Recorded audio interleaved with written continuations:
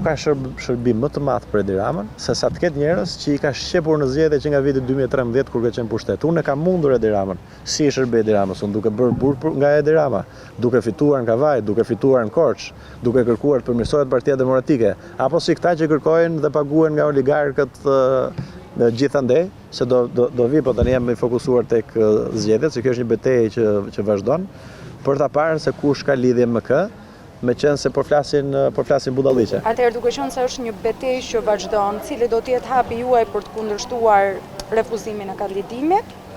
Unë, por nuk ka garë, kështu që nuk kam çka kandidimin të kundërshtoj, se nuk ka garë. Pra ka uzurpim. Unë do të vazhdoj takimet me demokratët, do të vazhdoj qëndrimet e mia publike, do të jem politik derisa ta çmontoj Sali Berishën si një segment të regjimit Ramës dhe bashkë me Sali Berishën edhe Edi Rama.